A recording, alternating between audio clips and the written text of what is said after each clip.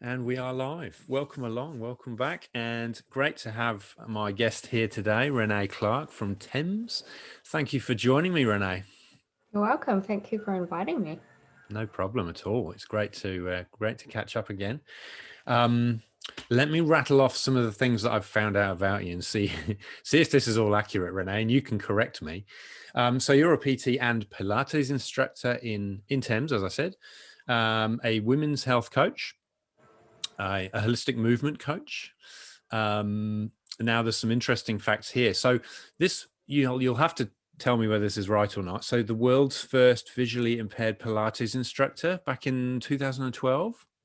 Yeah, that was specifically for Stott Pilates, but as Okay. far as we know, that would have been pretty much any Pilates, but you Yeah. can't say that, I guess. It was pretty. I think it made it into the papers somewhere. Yeah, definitely in New Zealand. Yeah. Yeah, yeah, Maybe world famous. everywhere.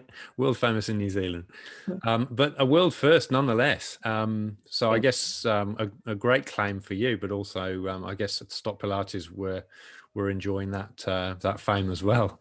you. Mm. Um, there's and then there's a couple of bits that we can probably go into as we go, but the other thing was that you've been a speaker at the Women's Health and Fitness Summit in Melbourne a few years ago, which is Mm. I imagine quite a nice thing to be asked to do. Tell me, sorry, go on, and you can. Yeah, you were going to answer that.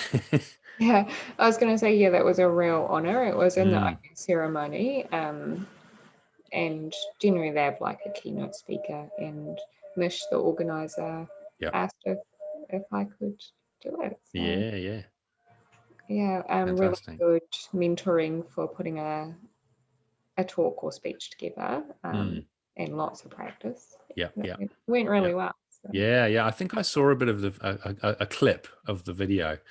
And talking about clips, I saw another one recently, which was on TV. Was it the Good Sorts? Was that right? At Yes, yeah. the end of 7 Sharp, I think. Or was Um, it the another? Sunday TV1 News. Ah, it's TV1 News. Got you. Yeah. Again, world famous in New Zealand in Thames. Thank you. How did that come about? Apparently, one of my clients nominated me like 2 years ago. Um, Fortunately, she's still a client, and she was still extremely excited that I was finally accepted. Brilliant. Um, so Hayden Jones came to Thames and Yeah, spent about 2 hours interviewing me and clients, and yeah, yeah, yeah, he's a great guy. He yeah. made it so relaxed and Right, enjoyable. right. Fantastic. Oh, it's nice. Very nice to be nominated. Yeah. So I guess going back to some of the things, did it start with Pilates for you or personal training? What was the sort of entry? First, but very, very quickly moved into Pilates, and Right. partly because there was a huge gap in the market in Pilates in Thames. Okay. Um, and because that was what I was really passionate about, and what had really helped my rehabilitation Mm, mm. at that time. Okay. Yep. You wanted to share that passion, I guess. Yeah, Makes a lot of and sense. learn how to teach it, I guess, as well. Learn. Yeah. Yeah. Yeah. I noticed that on one of the videos I caught, I mean, you've got a ton of videos on your Facebook page. It's a great way of being able to communicate with your audience because someone's obviously holding the camera for you and you're obviously displaying what you've got on offer in your studio. But, it's you talking to the camera and explaining your services and the things that you do and your points of difference. And yeah, it's a really great way to communicate what you do and how you do it to your audience. So I noticed you've been prolific with the amount of videos you've put out there. You're dwarfing the number of that I've done by 10. I think. Oh, for real. Yeah. Yeah, and they were probably done a couple of years ago, so they Okay. probably need a little updating as well. Right. Yeah. And I noticed you had a gravity machine in your studio. Um, and obviously that's a component of the training that you do. It was interesting watching the video and I can't remember the lady's name who trained you, who was the master trainer, but she was concerned when she knew that you were going to become a practitioner with the gravity machine. And her concerns were put to rest very quickly when she saw you operating and noticed how you use your touch as probably your most powerful tool to help clients get the most out of what they're doing. Yeah, I think so. Touch and auditory. I mean, Yeah, by listening to their of course. even their breathing patterns or Uh, how they're moving. mm, Especially as you get to know someone, like I can hear someone walking and pretty much know who it is, which people find quite freaky. But then I'm like, well, you can just look at me and know who I am. So yeah, what's the difference, really? yeah. But yes, Okay. how they're moving, listening to if they can talk well or breathing patterns, Yeah. as well as touch. I guess my hands are always scanning appropriately, of Mm, course. But of course. yeah, Yeah. Which would you say? Because my understanding is that if there's a sense that we've lost or are missing, generally the brain will upregulate another sense or other senses. Was that a fair statement? I believe so. And I've never Mm, figured out whether that's just because you use that sense more, so it becomes mm, more attuned, or sure. whether it is actually more stronger in your brain. I'm not sure. Yeah. Yeah. Um, Interesting, because my sight has deteriorated more over the last year, and the sense that has taken over is my sense of smell, Oh, really? for better or for worse sometimes. But I've found that quite intriguing because it's like, oh wow, I can such a strong sense of smell Right. the Right. lately, and it's like I Yeah. can define so many different things just by smelling. Okay. Hmm. Ah, interesting. Smell is certainly a very evocative sense, isn't it? It can take you straight back to a place so quickly. Yeah, Memories from, decades ago, childhood, that sort of thing, just from a simple smell. but Um, even the recognition of things from smell, which yeah, it's just become so much more refined over the last few months, right. Right. which wasn't really what I was expecting. But Has that been of any use to you? um, yeah, I think it has. Yep. Yeah, for sure, actually. Mm, mm. And so going back to auditory and touch, it sounds like those are your two key ones. Is there a dominant one in those two between auditory and touch? I would say touch for sure. Yeah. Um, I mean, I guess that comes from a lifetime of reading Braille and Ah, yeah, exploring my world with my hands. of course. Yeah. Yeah. And in the same video, there was some clips of this lady who talked to you the gravity machine with you in the background with a client on the machine, and you were standing behind her, and you were in touch with her shoulders, and you could feel when she was rotating as she was going up the slide, and it was clear, that as she explained, that her concerns were unfounded once you were on the job doing. So there was a clip of you on the machine, and there was a clip of the client on the machine, and you standing there sort of Yeah. supervising and making sure she was doing what she needed to do correctly. So that looked like the touch thing was all going full bore, and that was how you managed your day to an extent. Yeah, yeah, yes, I would Mm, agree with that. mm, mm. Yeah. So in terms of so how your week breaks down, Renee, what does it look like? Give me a sort of a typical week, if there is one, in terms of, the mixture of things that you do and Mm.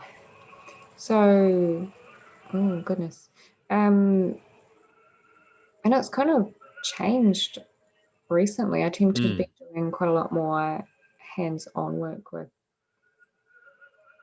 Um, Obviously, when a client comes into my studio, most people have some sort of visual assessment of yes. how are they moving today, etc., etc. So I do Mm, that with my hands, yep. and each client has their own thing that we check, kind of like a meaningful movement. Yes. Yep. So we do that, and more I seem to be doing a lot more. I don't know, like either release work or visceral manipulation work Yeah. or Yeah. or activation work, and Yeah. that seems to be taking up more and more of my week actually, Okay. Okay. which is fantastic because I love putting all the pieces together and then going, now look how you're, or feel how you're moving, or look how you're moving, or Right. Right. mm, So those techniques are seem to be ones that you're using more regularly now in terms of those. They're all very hands-on techniques, I guess, aren't they? yeah, I Yeah. guess which fits right into what feels most natural Mm, for me as well. mm, mm, mm. And do you think those sorts of clients have sort of gravitated towards you? Do you think because of liking those skills, being good at those skills, that's where those clients have come from? Has it sort of gone that way around? I think so. I've thought about that a bit and thought like not anybody would generally walk into a studio with a side impaired instructor and want to be their client. Like, do you know what I mean? Like some Yeah. people would, and I can understand that. It's Yep. completely normal. Just Mm, so I believe the clients that do come to me are aware of my sight condition mm. and are okay about how I work and actually benefit from how I work because of their personality preferences and yeah, and body types and all that stuff. Mm, mm, mm. Okay. And how about Pilates? If we go back to Pilates for a minute, where was the joy? Because obviously you said that's something you're passionate about. Where did that come from? Yeah, so when before I was a personal trainer, Pilates instructor, whatever you want to Mm, call mm. me, I was really unwell as a teenager and young adult. So Okay. before I got into health and fitness, I came from a place where I couldn't actually walk without falling over. I was that weak Crikey. and Wow. dysfunctional, I guess you could say. Um, Okay. so Pilates is what, as well as nutrition and other health care, Mm, what built my body back to being able to stand and walk and cycle and do all the things that one needs to do. So I guess that's where the passion for Pilates came right. because of Yes. the benefit it had for me Yeah. personally. Yeah. So did you have an instructor that you worked with initially that sort of inspired you? Obviously you did the Stott training. Did you also have someone that sort of took you through classes and you learnt to be a participant first of all?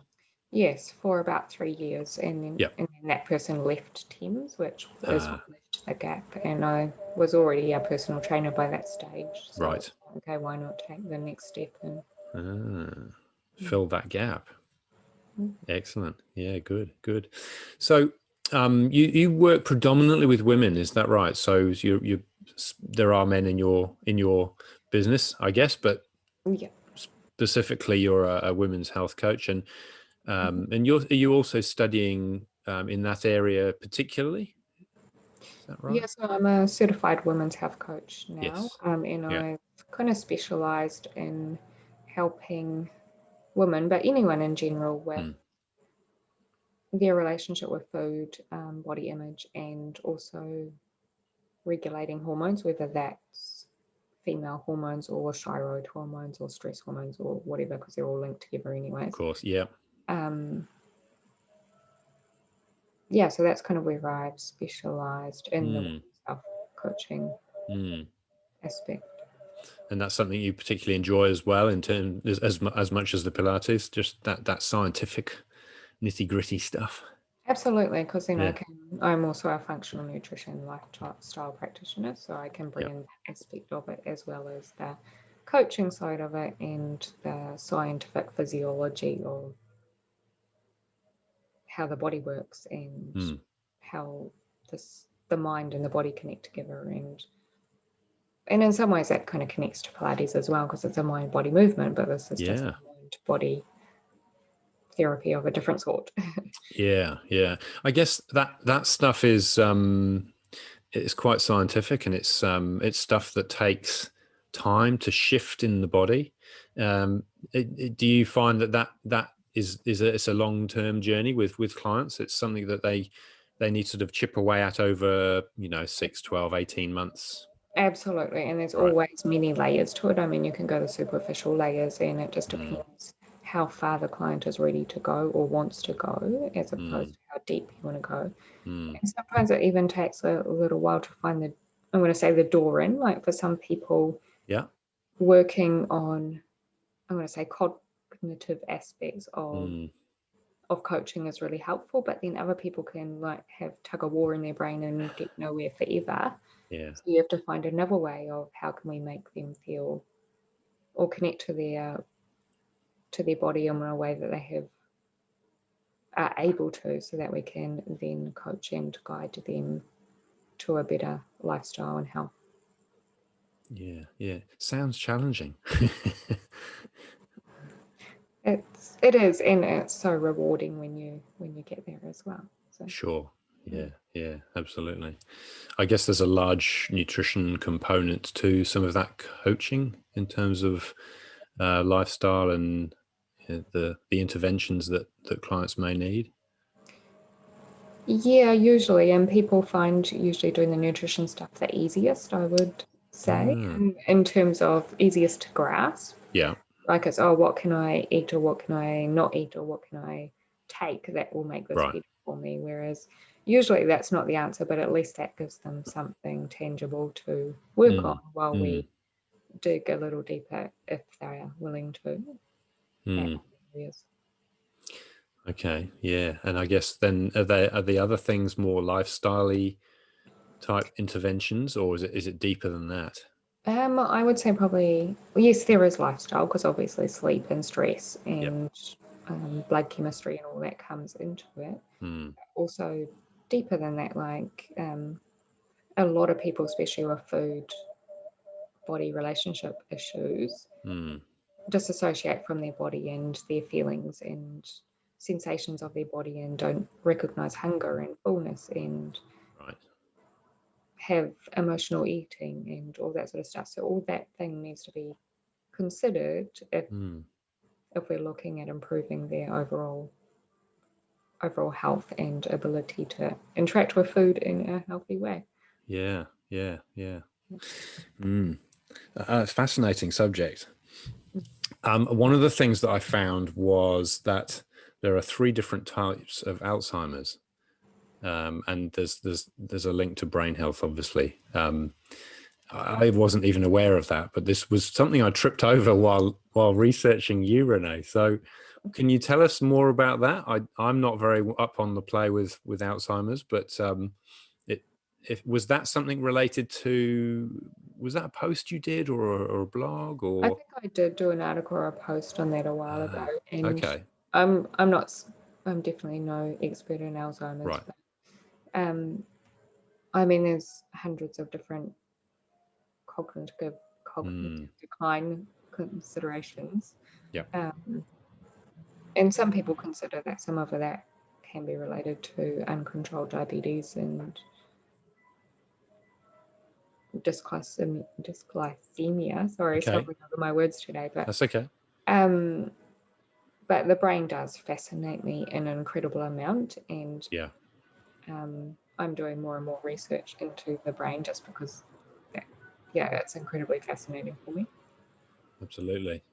So Yeah. these different, I've just turned the volume up because it's throwing it down with rain outside. I don't know whether you're getting the same weather in Definitely Thames. windy here, but not the rain just So at the moment. apologies for the varying levels here. It's we're just adapting to the conditions we're in.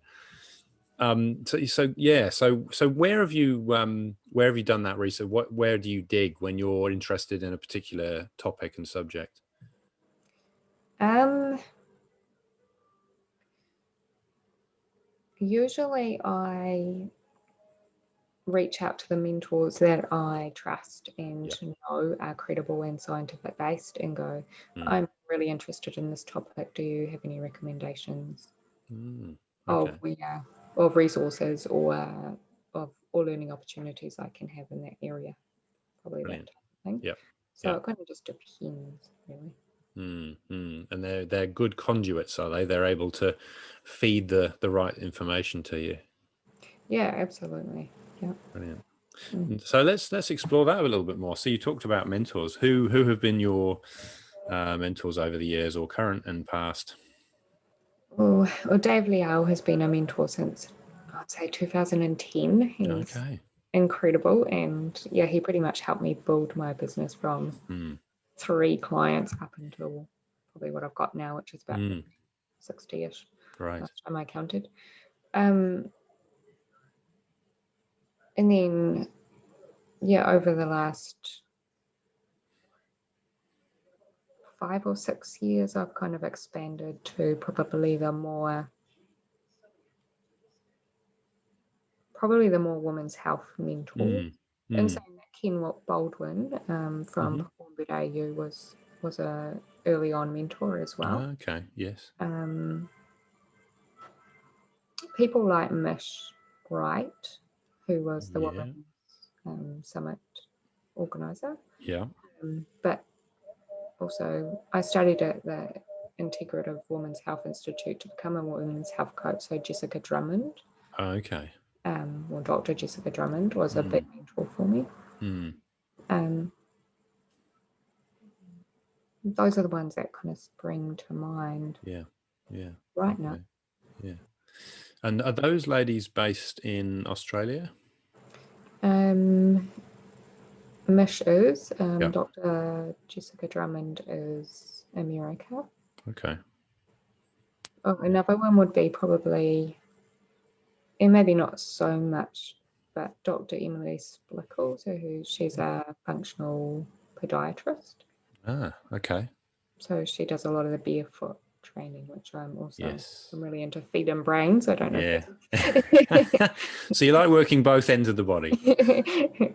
that's Interesting. Okay, that's a fair list. I guess that's something that our listeners can they can go and do their own homework now. They can press pause and go and find those people if that's something that they're interested in, because it's a big subject, and to pick your spot in that subject area is just a market within a market, isn't it? Because it's so considerably large, and important, I guess, as well, because they are the mothers of our children, and they look after everybody. So going back to PT. So it started with PT, didn't it? So it actually came before Pilates. I did. So when and what inspired you to start that journey? Just getting into the exercise industry. Well, again, it came from being so incredibly unwell, and I had Yeah. this amazing psychologist who pretty much worked with me just to build a life, pretty much. Yeah. And she was like, I didn't even know what a personal trainer was. And she was like, why don't you become a PT? So Right. we even went and researched who I could study with, long Yeah. distance as well, because obviously I couldn't move to Auckland at that point and study full time or anything. So she, yeah, helped me research it and helped me apply. And Yeah. I trained with NetFit, who were Mm. probably in Browns Bay at the time. Uh-huh. Okay. I don't even. They used to be in Ellerslie now. I don't know. Mm. Mm. Okay. And that was something you didn't know much about, but obviously it sparked an interest because you pursued it and completed it. Mm. Was it something that grew on you as you were studying, or was it something you kind of got to the end of and went, maybe? No, it definitely sparked my interest. Just because I was fascinated with the human body, Yeah. and definitely how it could regenerate itself and rebuild Mm. itself. Mm. I think I was quite confused about the exercise portion of it because that was all so new to me. I'd never been Yep. to a gym before then, Yeah. and anything like that. So I think I was floundering a lot, and I probably floundered a lot for 2 or 3 years before I met Dave, Yep. who put me on the right track and yeah. And so where did you cross paths with Dave? I think it was at FedEx. I think it was a Okay. pre-conference event. It wasn't called FedEx then. Pre Pre-Fitex days, right? Yeah. Yeah. So, Okay. and he was doing a workshop with Ian O'Dwyer. Oh yeah. Yeah. So, yeah, he kindly did planks on the floor, patting a balloon to me and back. Um, Yeah. and that's kind of how I met him. So, Yeah. and he told me about what he was doing and that he coached people to improving their businesses, which is Yeah. what he was doing at the time. So, Yeah. Yeah. Brilliant. And that's been a quite a long path, hasn't it? It's still going with holistic movement coach and yeah. on that program. And I guess that ongoing journey is probably a big part of your success is having that ongoing education. It sounds like you've dipped into all sorts of different areas along the way, not just what Dave's providing. But Well, Dave provides a whole, as you are yeah, aware, a vast array of information on various topics as well, which I guess sparks my interest in going, oh, I'd like to know more about that. So then absolutely. I go and explore more about that.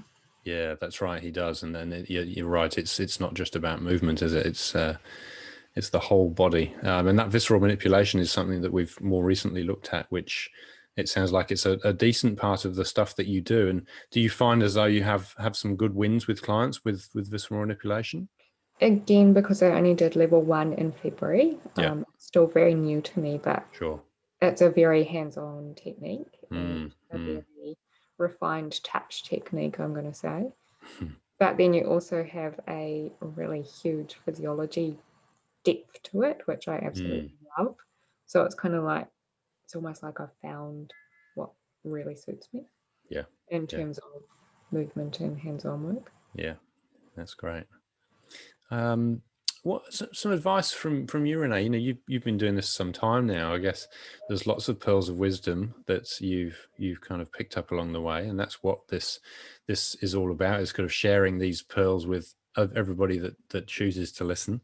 What would you say have been some of the key things that have been either people or experiences or education that have been important to you and your success? What would you say that people may want to think or consider doing themselves? Ooh. I think I've tried a lot of things and some have gone really well and some haven't worked so well for me. Hmm. If I was to, I think it's about finding what really works for you. And I just didn't know when I entered the fitness industry, and that's why I Yeah. tried so many things. Yep. Um, but I guess learning yourself and what you're really passionate about before you go out and try everything is probably a Yeah. better way to do it. Yeah. Yeah.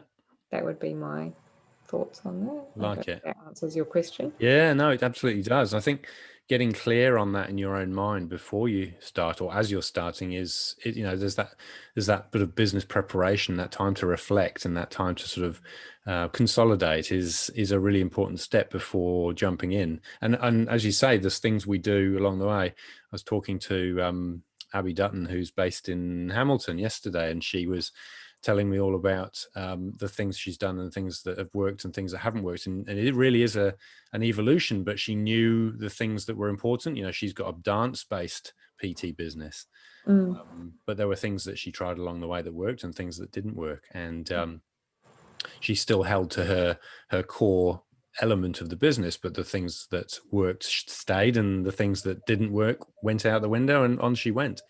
Yeah, and always you can learn something from the things that didn't work. There's always Yeah. a tiny aspect of it you can take on board, even if it's not everything. Yeah, absolutely. There is no failure, just learning, right? Mm. So they say. That's great. I like that, Renee. Thank you. Are there any other gems you can possibly think of? Because I'm sure you've got hundreds tucked away. Hundreds, but we're talking about failure because that's Yeah. been one of my biggest struggles is either fear of failure or picking myself up after failure. Hmm. And so what I've come to realize is that you fall down like 100 a million times, but you just need to get up one more time than you fall down, Yeah. which is great. And you can say that. But when you consider a toddler learning to walk, they fall down Mm. and get up a lot. Mm. like we do and as adults. But the difference between toddlers and us is they don't judge themselves every time they fall over and go, I'm stupid, I just fell over again. I'm never going to be able to do this. I can never walk across that room, which is what I tend to do when I fall over. So I like it. if that makes sense, Yeah. yeah. So fall down 8 times, get up 9, but don't judge Yeah. yourself for it because it's all learning and we're allowed to make mistakes. Absolutely. That's gold. That's gold. Thank you, Renee. That's awesome. And you literally mean that as well, don't you? Because so there are occasions where you've, didn't you move into a new place and, you know, there was a couple of stumbles while you were reorientating yourself? Absolutely, I've done it physically and metaphorically. You can. Yeah. Yeah. Yeah. Yeah. That's good. I think the not judging yourself is obviously the key element there. You know, children don't have that ability to reflect yet. You know, they just keep going until they get to that day when they take their first steps, right? And there's some good lessons to take from that. Brilliant. Okay, well, we're pretty much there. We've motored through over half an hour actually. So it's really great catching up, Renee, and good to see you. And thank you so much for your time. And I hope I haven't taken too much of your afternoon. You've got stuff to do, I'm sure. So No, it's been wonderful. fantastic talking to you. Thank you for this opportunity. Not a problem. I'll send this to you once it's out and about and it's all ready to go. So thanks for your time and speak soon. Okay. Cheers.